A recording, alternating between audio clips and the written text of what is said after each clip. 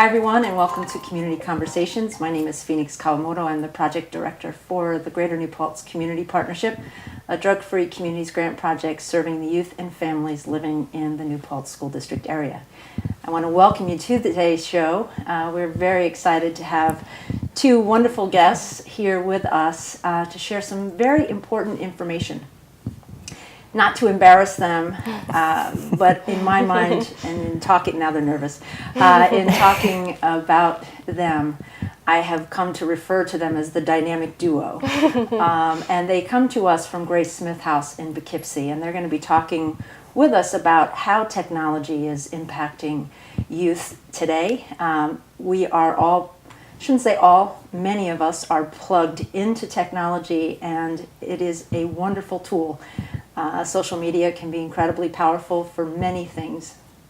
However, with youth and growing up in a world that's moving very fast with technology, we're starting to see some challenges that are pretty serious. And I've had parents come to me and say, can you do something for us on technology? We know it's important to our kids, but how do we help them? And how do we help them navigate through these times? And so without further ado, I want to welcome Maxine Valencia and Christina Davidson. Thank you. Thank you. And we're so excited to have you here.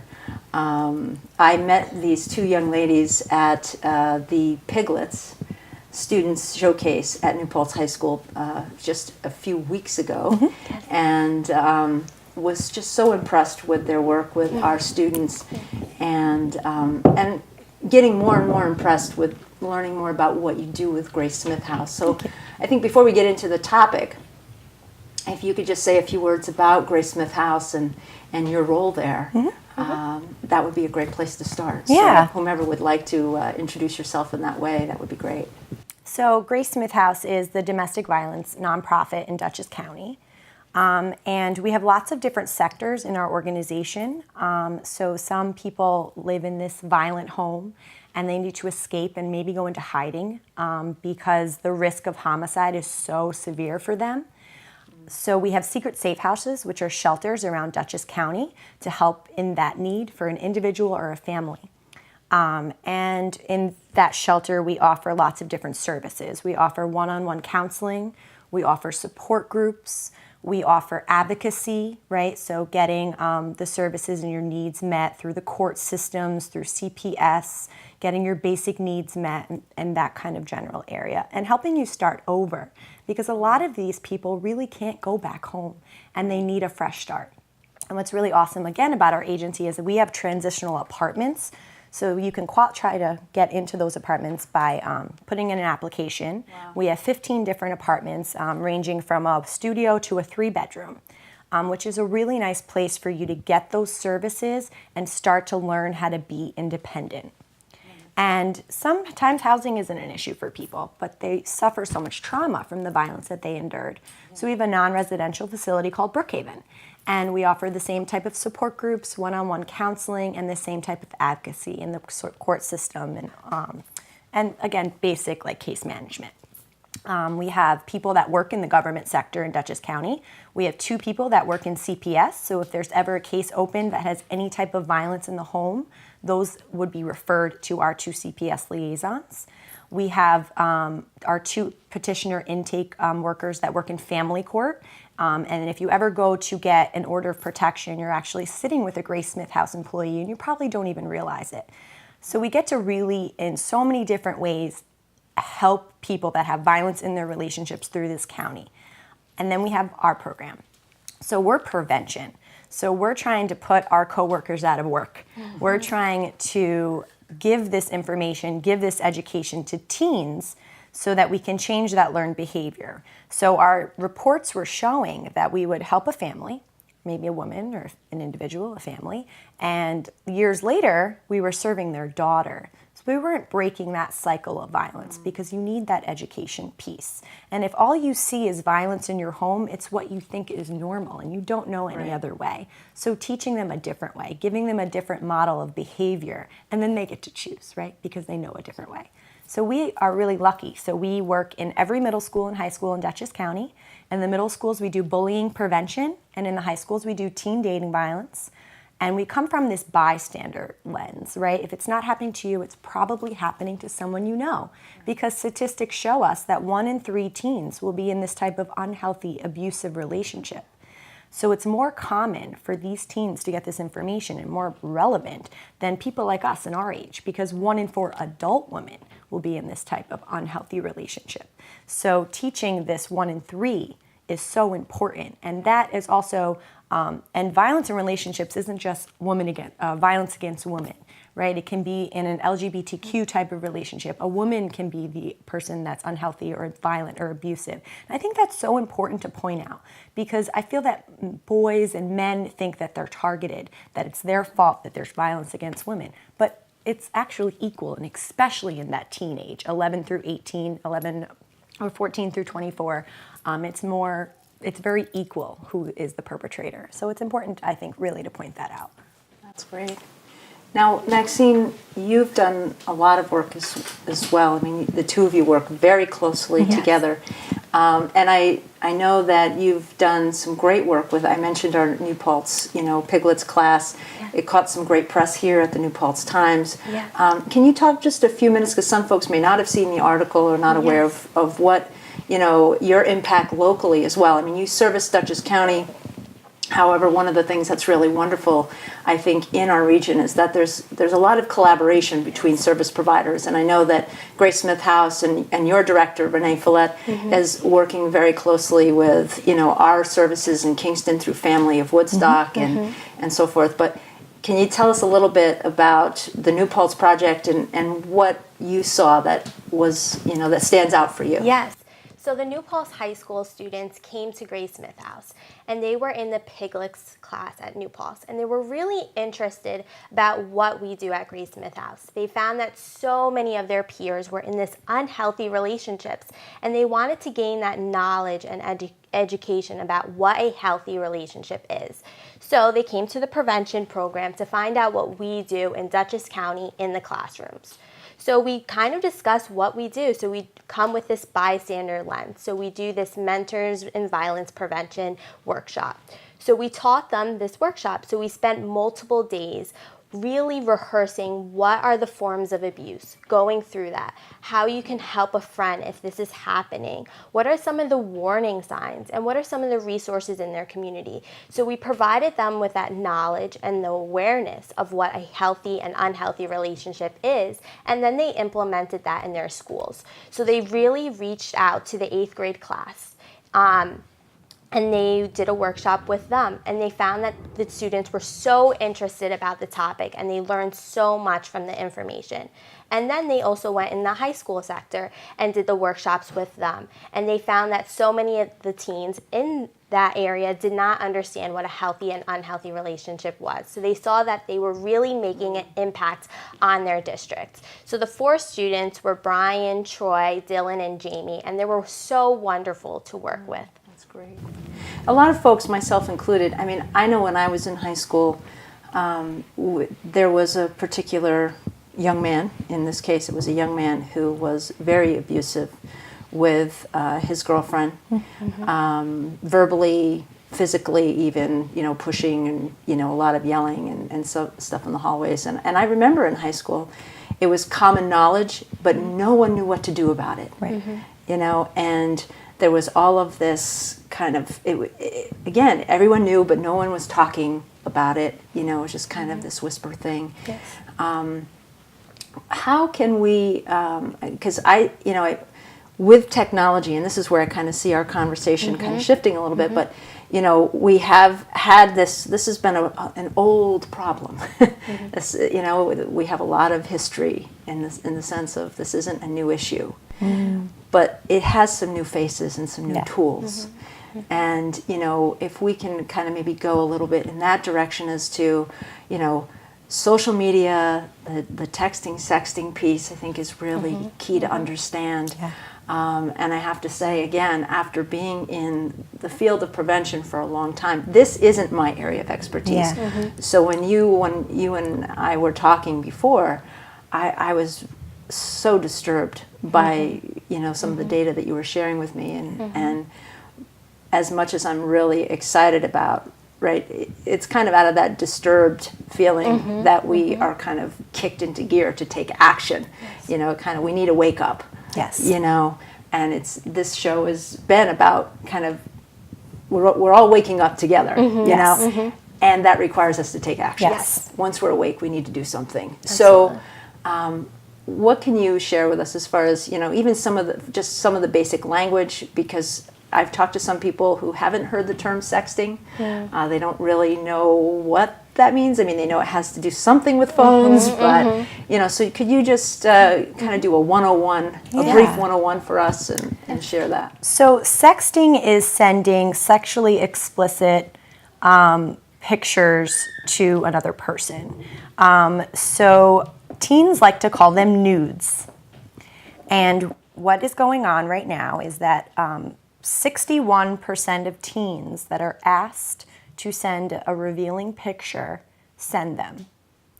And then 51% of those people that receive them share them with at least one other person. So if you think about it logically, that's like half of your school seeing you inappropriately revealing and in this nude type setting.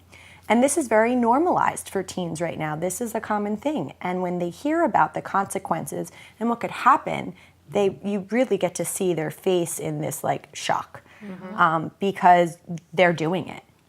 And what they don't know is that if you're under 18 years old and you are sending these types of nudes, receiving them, sending them, you're in distribution or possession of child pornography.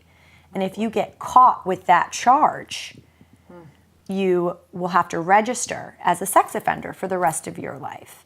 And that's really detrimental to a person's life, right? Because if you're a sex offender, you can't go near schools, you can't go near parks, probably not getting that job you really wanted, probably not going to the college of your dreams. And this is very, very common.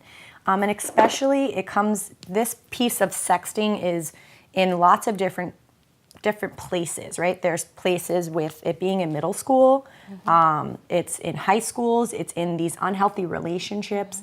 I just heard a story about a local college, and there was a young woman who just started, she was a freshman, and she was in this type of long-distance relationship because she wasn't from this area, and they would send these types of pictures to one another because they were far apart. And when they broke up, the boyfriend took those pictures and contacted and sent this picture to every administrator of that college. And she winded up dropping out of school before she even started because of that embarrassment. And a lot of the stories that I hear about this in the news, often they're so embarrassed because they're getting called these derogatory names. You know, it's so normalized that everybody does it, but at the same time, when you see it, then you start to inflict harm on another person using your words. And it's causing people to commit suicide, self-harm, gateways to drug and alcohol, because they can't handle that negative behavior. And they often, you know, it's a regret, right? And it's really hard. So sexting is a huge, huge thing right now in this area, and it's a little frightening, to be honest. And I've never met a teen that knows the laws and the consequences of what they're doing. And that, again, is hard to hear, right? Knowledge is power. So I hope that when I go into these classrooms and I share this information, that they'll second think about what's going on when somebody asks them to do this. Yeah. So. And what was particularly alarming for me was the number of middle school youth that this is also so common with. I mean, I could imagine it at the high school and college level, but I didn't think the numbers were as high as they were at the middle school level. Yes. I see the potential as far as with the breakup situation, and also just at a time where young people are much more volatile, you know, and for, you know, puberty and, you know, hormonal things that are happening and the brain development being where it is, they're not necessarily able, they're more impulsive and, you know, so it's kind of a dangerous setup. Yes. You know, as far as it's prime time for all kinds of poor decision making, you know.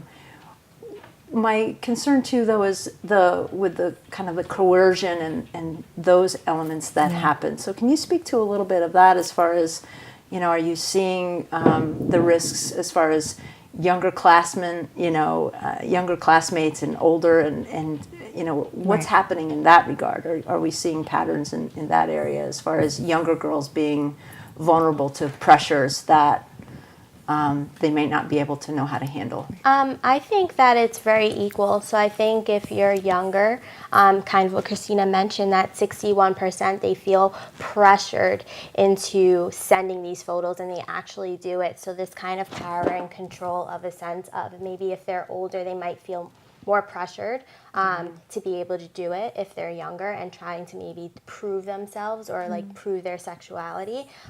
There's a statistic that I found that more than 6%, you're more than 6 times likely to be engaging in sexual activity if you're sending sext.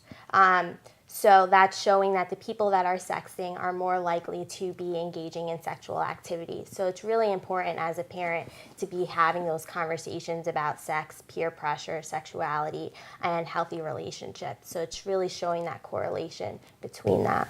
So if I'm a parent watching this and I go, oh my gosh, I didn't know it was as prevalent as it was, as it is. What can parents do, one, to find out, is my kid engaging in this? Because you're telling me a lot of kids are, and that it's quite normal. Yes. So it's, how do parents know? How do parents monitor? How do parents have the conversation? Yeah. Because, again, I've had some conversations with parents who recognize the importance. They don't want to take their kids' phones away. Their kids have all these, the importance of them having that connection. So how do we navigate that? How do we do it? I find that the biggest thing I hear from teens is that their parents don't talk to them. So they don't know what's going on for them.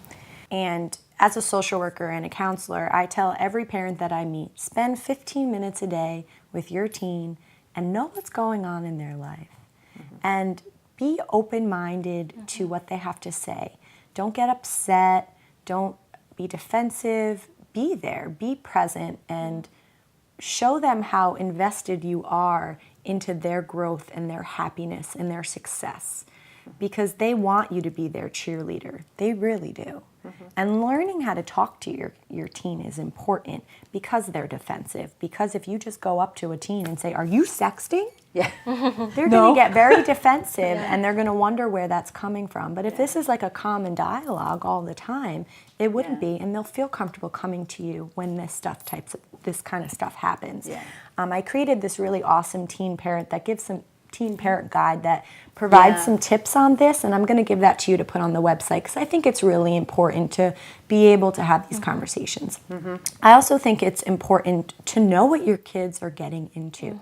Technology is changing all of the time, so you're not going to be able to be helpful or give them information if you don't know what they're using. What social medias are they using? What are the consequences for putting things on the internet? How could they hurt you in the future? Knowing that whatever you put out there on the internet is always there. It's there. Always. Whether you and it's somewhere. remember it and or most not. times it's the one thing that you post one thing, and it usually is going to 3 different places. Whether you're putting it on Facebook, it's in their database.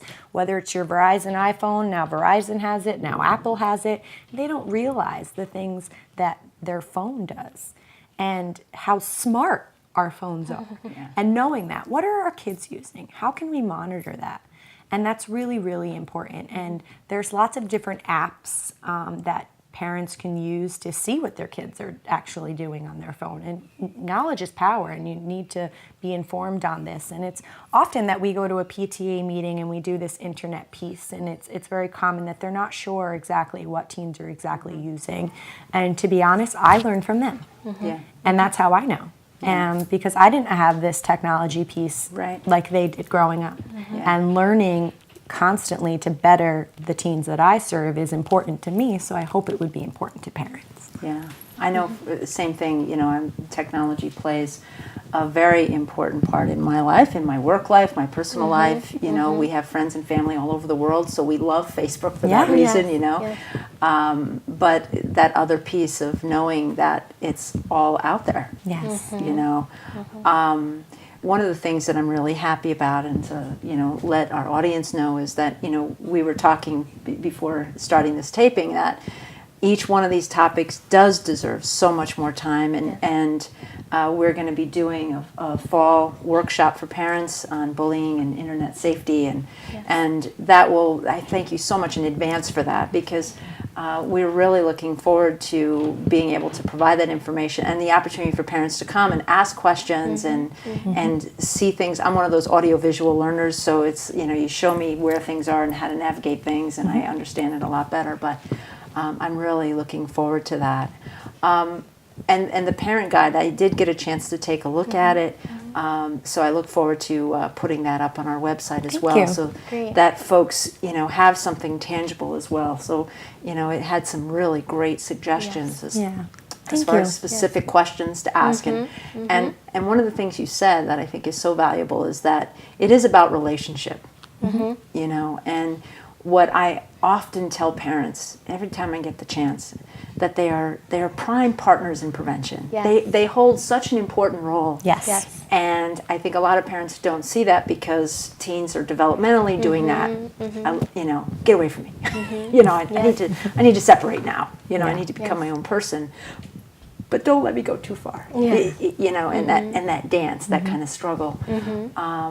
But having parents being empowered and having those conversations just every day, seizing opportunities when they hear a news report about something, whether it's substance use, whether it's teen dating violence. I mean, we love our kids. We don't want to see anything like that happen to them. I mean, that's a given.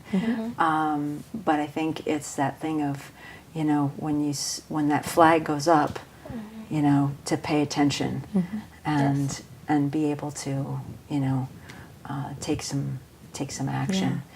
The New Paltz kids, I know that they also, you have a survey. Can you talk about the survey and what what the survey is and what part that played in the New Paltz project, and what information was gleaned from that? Yeah, so our survey is How Messed Up Is Your Relationship? So you can find this survey on teendatingquiz.com. And this is a 10-question quiz. So in about a minute or less, you can find out if you're in a healthy or unhealthy relationship.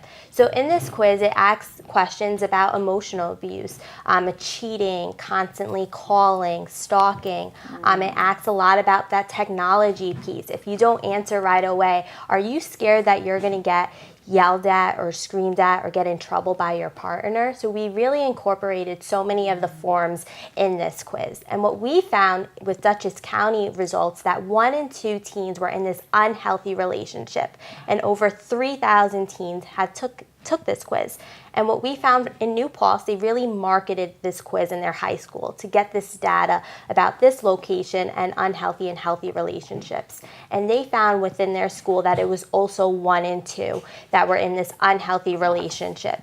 And they gathered 170 students from their schools. So that's generalizable. Yes. We know with survey data, if you have a sample of at least 100, your results can be generalized to the population. So that's very disturbing. Yes, and I remember one piece that I found so shocking was that technology piece, because we get these pie charts in which we could see how many percent for each questions. And one of the questions was, are you afraid if you don't answer right away that your partner will get upset? And over 60% said yes, that they would be afraid of the consequences if they did not answer right away to their phone calls or texts. So I remember for us looking at this, we really realized the importance of educating about this technology piece in relationships.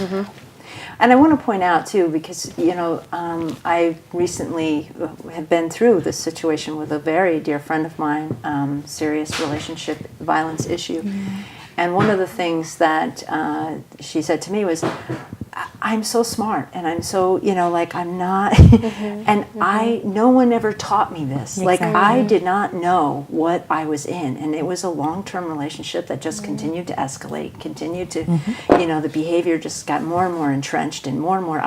If we know that 1 in 2 of our high school students are already reporting unhealthy relationship patterns, we really need to. They're heading down a path that Yes. we want to help them Yeah. get out of that, Yeah. so that they're not looking at recreating and finding themselves in situations that can escalate. Not all of them have to escalate to violence, but Yes. they certainly can. And we want them to be healthy and happy, not living under the fear Yes. of what's going to happen to me if I don't do what Exactly. my partner wants. Relationships are all about learned behavior. We learn everything by watching others and being taught by other people. So if you have this model in your life that is completely unhealthy, that's what you know and that's what you think is normal. So often that's when people either become that abuser or the victim. Abusive relationships are about power and control, and that's it. And when you're with someone that's unhealthy, it's so hard to figure out, kind of like what you were saying about your friend. She's so smart, and how could this happen to her? And these abusers are charming. They're manipulative, and they play the victim, and they're so good at making you feel like it's your fault. But at the same time making you feel so loved. And it's more of an addiction versus this love and this obsessiveness to control you. And violence in relationship only escalates. And it escalates, like I often do, it's called a danger assessment. And we bring out a calendar with survivors and victims of domestic violence, and we let them kind of think of dates and times of a certain act happening that, was some type of abuse. And you watch as they just see how it escalated so badly, how it started as maybe, yeah, you can't go out with your friends, or maybe you're not going to the movies with your friends. We're going to spend some alone time. And that looks really nice to you, especially in the start of a relationship. And then you start to see where you're getting later in the relationship that you're being threatened to get killed. And you're scared to death that if you leave, you're going to get killed. So imagine if you have kids. You're trying to keep them safe. You're trying to keep yourself safe. And you know that when you leave, they're going to try to find you. They're going to do everything in their power to get you back. And it's really hard. And statistics say that it takes a survivor, a victim of domestic violence, almost 7 times to actually leave. And when we think of abuse and we think of violent relationships, we only think about that physical piece. We don't think about that verbal. We don't think about that emotional piece. And when you're getting physically abused, that's terrible. But years down the road, you're not going to remember what that hit felt like, right? You're not going to remember what that felt like. You may have a scar from it, but you're not going to remember that pain. But when somebody is telling you that you're worthless and you're no good and they're stalking you, and they're doing, maybe they're raping you, all these different things. These are the things that stick in your head. These are the things that never leave. And that's the trauma for these victims, is getting over that piece. And that's the most, I think, relevant in abusive, not that physical piece necessarily, but that emotional and that verbal piece. And I think that's really important to point out. So one of the great things, I think, being on the prevention side of things that we get to be in is the hope end of this. Yes. And that we know that prevention works, whether it's violence prevention, whether it's substance abuse prevention, it works. And it works best when we all work together. Yes. I agree. And so I really, again, I so appreciate your coming and being here with us and bringing this information, sharing it. I look forward to our continued conversation, the workshop that will be this fall. I'm thinking probably September, and we'll get word out in various ways: public access, newspaper, partnerships website, gnpcp.org, and really, just ask folks in the audience to keep your ears open and please attend, because knowledge is power. And we want to prevent all that we can. People don't need to go down this path. No. Yes. And the one thing that I wanted to ask you really quickly is, it was a thought I had, and that is that folks may not have seen this in their families, right? I mean, I can conceptually, or I can wrap my head around the fact that someone who grew up in a home with this Yes. sees this as normal behavior because it's what they know. But can you just briefly, because I think we're running out of time, but can you just briefly say, for the parents out there who say, well, this, my daughter or my son, doesn't see this at home, phew, I'm good. Yeah. How do those young people kind of get pulled in? How might they be vulnerable? What influences are out there that parents need to be aware of and address that? Well, I guess think about the media and the TV that we watch. I mean, we're not watching TV shows or playing video games or reading newspapers and magazine articles that are showing these healthy relationships. I mean, I can think of all these reality shows from Housewives to even like Family Guy. Yeah. Pick your dysfunction. Even like SpongeBob, Yeah. where this type of behavior is normalized. And this is what our kids are grown up watching. Yeah. So maybe they're not seeing you do it, but they're seeing someone else do it. Yeah. And maybe I pray to God that every teen never is one of those 1 in 3. But they're going to know somebody that is. And knowing and being educated on how to help someone, what are the red flags and warning signs is so important. Yeah. And it's really hard because in an abusive relationship, if you're watching somebody that you love in this, you want to go over there and be like, you're in an abusive relationship. Get out right now. What are you doing? Run. But then you're also same than the abuser who's trying to be controlling. And they'll manipulate that situation. Oh, see, I told you your friends didn't like me. See, I told you your parents didn't like me.